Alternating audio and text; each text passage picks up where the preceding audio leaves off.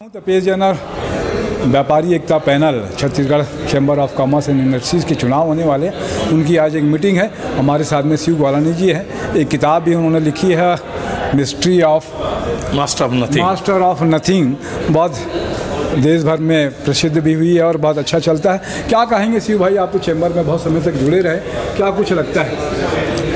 तपेश भाई, बहुत बहुत शुक्रिया आपका। सबसे बड़ी बात यह है कि मैं छत्तीसगढ़ चैम्बर ऑफ कॉमर्स में उस समय से जुड़ा हुआ हूं जब महावीर प्रसाद अग्रवाल जी थे और उन्होंने इनकी नींव रखी थी। उस समय से हम सभी साथियों के साथ इसमें जुड़े हुए हैं।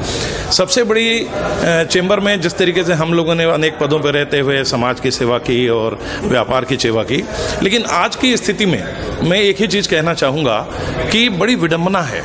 हम लोग जिस समय छत्तीसगढ़ चैम्बर ऑफ कॉमर्स में थे, जो संविधान हमको मिला था, मैं छत्तीसगढ़ चैम्बर ऑफ कॉमर्स की विधि विधायी समिति का अध्यक्ष भी रहा, मैंने संविधान में संशोधन भी किया। तो संविधान में जो संशोधन होते हैं तपेश भाई, वो एक नियम के तहत होते हैं, क्योंकि संविधान किसी भी संस्था की जो होती है मूल नींव होती है। हमने संविधान में संशोधन किया था, एक व्यापारी 6 वोट डालता था तो हमने उस पर रोक लगाई थी। अब हमारी जो जानकारी में आया है कि इस बार जब पिछले संविधान में ये बात सामने आई कि भाई एक ही व्यक्ति को पद पे नहीं रहना चाहिए, 2 कार्यकाल से ज्यादा उसको नहीं रहना चाहिए, तो ये संविधान में आम सभा बुला करके परिवर्तन किया गया। पिछली कार्यकारिणी ने आम सभा में वो जो एक व्यक्ति 2 बार से ज्यादा नहीं बन सकता है, स्वयं को फायदा पहुंचाने के लिए उन लोगों ने उसमें परिवर्तन कर दिया कि कोई भी व्यक्ति जो है वो कभी भी चुनाव लड़ सकता है, उसकी बाध्यता हटा दी। लेकिन उसके लिए अगर आप संविधान में परिवर्तन करते हैं तो उसका नियम ये है, क्योंकि मैं विधि विधायी मंत्री रहा हूं, मैं बहुत अच्छे से जानता हूं कि उसमें यह साफ लिखा हुआ है कि यदि आप संविधान में परिवर्तन करेंगे तो 1/5 की उपस्थिति होनी चाहिए। तपेश भाई, आज की तारीख में 25,000 से ज्यादा व्यापारी हमारे सदस्य हैं। 20,000 व्यापारियों को आम सभा में बुला करके ही आप ये बात कह सकते हैं कि हमने संविधान में मूल चूल ये हमने परिवर्तन किया है। इन लोगों ने एक विशेष सभा बुला ली, छत्तीसगढ़ चैम्बर ऑफ कॉमर्स के भवन में बुला ली, जिसकी कैपेसिटी कुल 300 लोगों की भी नहीं है, और वहां ये कहते हैं कि हमने संविधान में परिवर्तन कर दिया। अब अध्यक्ष जो है वो कितने भी कार्यकाल के लिए आ सकता है। तो ये बड़ी विडंबना है। कोई भी बने तपेश भाई अध्यक्ष, मैं भी अध्यक्ष पद का प्रत्याशी हूं, आप भी हो सकते हैं, श्रीचंद भाई भी हो सकते हैं, लेकिन हमें संविधान में इस तरीके से मनमाने तरीके से परिवर्तन करने का अधिकार नहीं है। सभा में हुआ था, जो आप सभा की बात कर रहे हैं, वो अनुमोदन वाली सभा थी।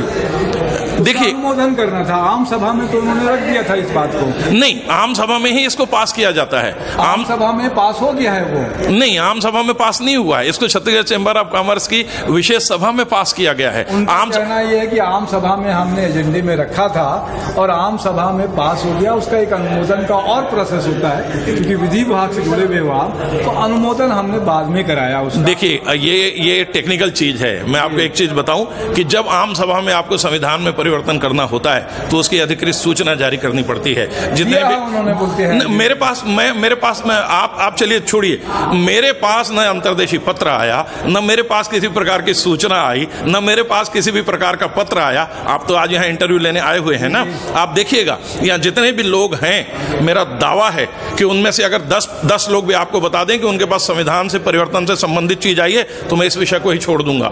इन्होंने बताया ही नहीं। आम सभा बुलाना अलग विषय है, आम सभा में संविधान का परिवर्तन करना अलग विषय है। संविधान में परिवर्तन करने के लिए आपको उसकी अधिसूचना जारी करनी पड़ती है, लिखित में आपको देना पड़ता है, सारी चीजें लिख करके सदस्यों तक आपको पहुंचानी पड़ती है, तब तो संविधान में। तपेश भाई, आप बताइए, हमारा देश लोकतंत्र से चलता है। लोकसभा में, राज्यसभा में जब तक बहुमत से संविधान में परिवर्तन की चीजें नहीं आती हैं, तो हमारी देश की संसद में भी वो पास नहीं होता है। इस तरीके से कैसे आप बिना किसी एजेंडे को छिपाए हुए आम सभा में बगैर लाए हुए आप संविधान में परिवर्तन कर सकते हैं? ये तो संभव ही नहीं है। अच्छा, अभी चुनाव होने वाले हैं, क्या कुछ लगता है? देखिए, चुनाव तो होंगे। दोनों ही प्रत्याशी जो हैं, दोनों ही व्यापार एकता पैनल और जय व्यापार एकता पैनल अपनी अपनी तैयारियों पे हैं। लेकिन जहां तक मेरा सवाल है, मैं आपको बताऊं, मैं आज यहाँ पे आया हूं, मैं व्यापारी एकता पैनल में विधि विभाग का मुझे इन लोगों ने अध्यक्ष बनाया हुआ है। मैं इस विषय पे, संविधान वाले मामले पे, मैं एक जनहित याचिका लेकर के बहुत जल्दी हाईकोर्ट जाने वाला हूं, और मैं हाईकोर्ट में एक रिट फाइल करूंगा और मैं हाईकोर्ट से पूछूंगा कि इस तरीके से क्या संविधान में परिवर्तन किया जा सकता है। मैं ये कह सकता हूं आपसे। सवाल उठाया है आपने, अब तो कोर्ट के दरवाजे तक ये मामला जाने वाला है। देखते हैं क्या कुछ होता है। मैं तपेश जैन, नरेंद्र ठाकुर साथ में, जय जोहार।